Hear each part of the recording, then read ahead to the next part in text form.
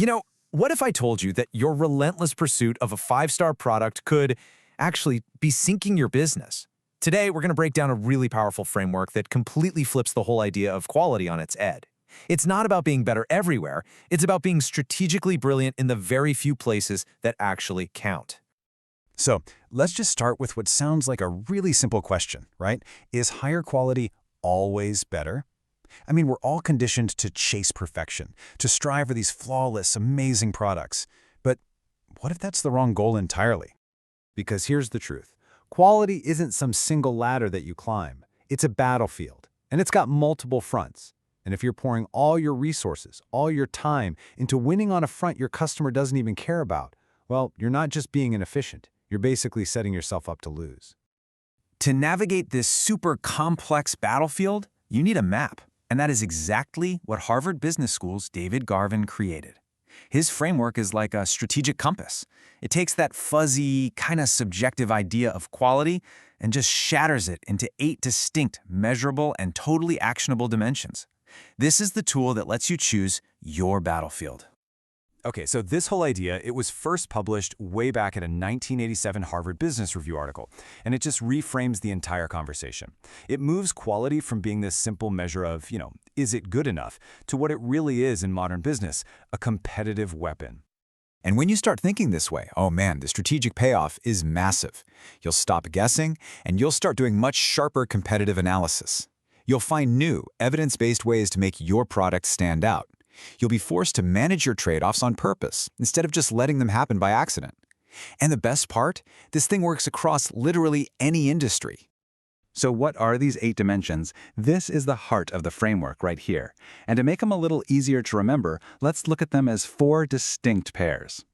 First up, let's call it the core engine. On one side, you've got performance. This is the raw, measurable stuff. How fast does the car go from 0 to 60? What's the processor speed? Then on the other side, you've got features. These are the secondary extras, the sunroof, the wireless charging.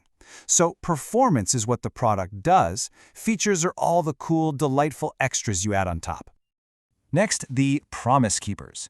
Now this is a subtle but absolutely crucial distinction. Reliability is about how long the product works without failing over time. You might measure it in something called mean time between failures, or MTBF.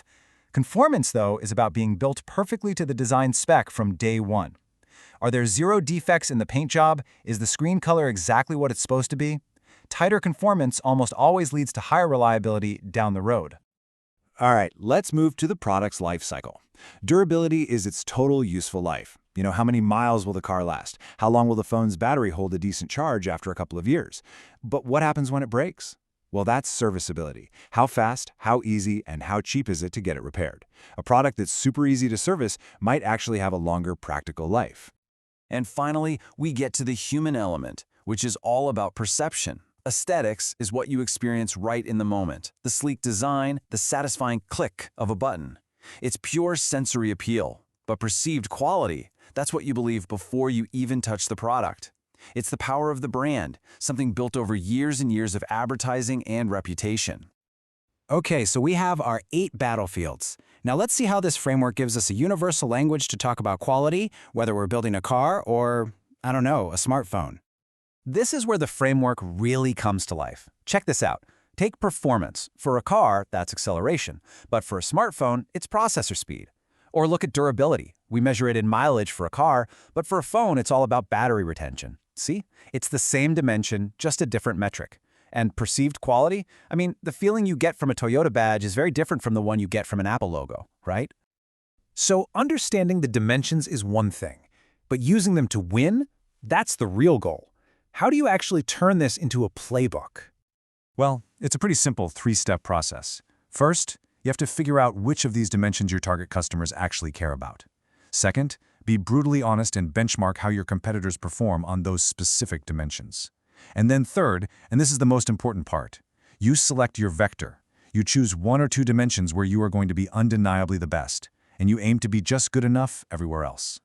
So, the crucial point here is this. Strategy isn't about being the best at everything. It's about choosing where to be the best. Toyota, they built an absolute empire on reliability.